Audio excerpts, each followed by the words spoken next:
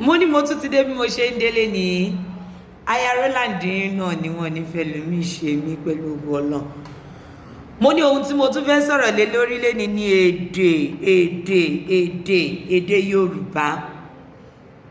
Àwọn èèyàn máa ń pariwo fún wa wípé Yorùbá ti fẹ́ parun o, ẹ má má jẹ́ kéde wa ó parun o, ẹ má má jẹ́ kéde wa ó parun o.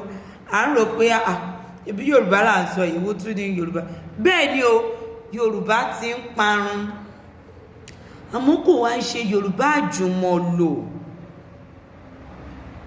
Ẹ jẹ́ kí n yá èdè Gẹ̀ẹ́sì, kò ń ṣe general Yorùbá tá à ń sọ yìí ló fẹ́ parun o, bí kò ṣe ẹ̀ka èdè. Ẹ̀ka èdè.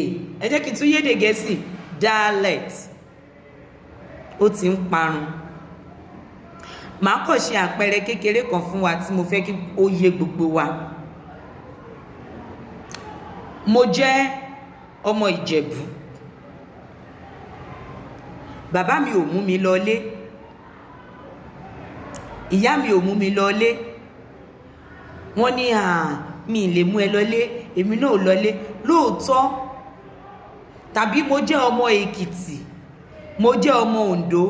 Ṣé mọ̀ pé ó sì tún ní Yorùbá kan tí wọ́n máa sọ, ìyẹn ni mò ń pè ní ẹ̀ka èdè. Wọ́n á sọ pé èdè Èkìtì, wọ́n á sọ pé èdè Oǹdó, wọ́n á sọ pé èdè Ìjẹ̀bú, èdè Ìjẹ̀ṣà.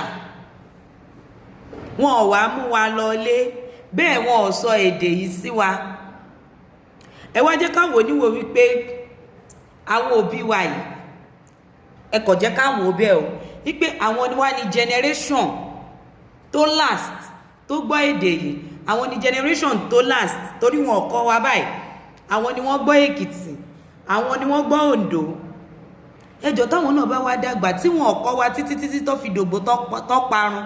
Ẹjọ́ ta ló wá fẹ́ kọ́ wa? Tí gbogbo àwọn tó tún jẹ́ àgbààgbà tó ti papòdà, ta ló fẹ́ kọ́ wa? Ṣé èdè yẹn ò parun báyìí? Àti èsìgbọ́ táwọn tó gbọ́ tí wọ́n á láwọn ò lè sọ. Wọ́n gbọ́ wọn ò lè sọ. Ẹjọ́ àwọn tí ò gbọ́ rárá dèpòdépò wọn fẹ́ sọ ńkọ́. Ọmọ mi ò tiẹ̀ mọ̀lú. Ìyẹn ni pé kò dé ìlú.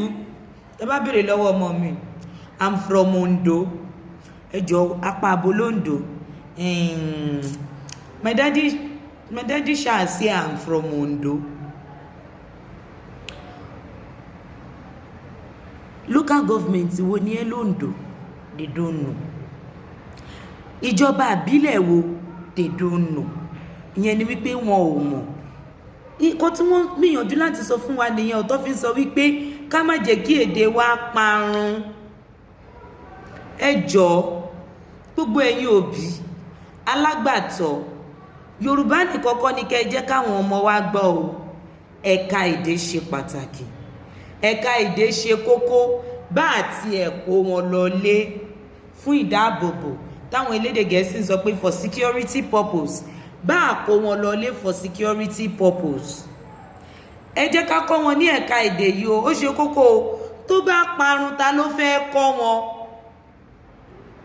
Kò sẹ́ni tó máa kọ́ wa tó bá parun. Ẹ jọ̀ọ́, ẹ má jẹ́ kí èdè Yorùbá kó parun. Ẹ má jẹ́ kí èdè Yorùbá kó parun.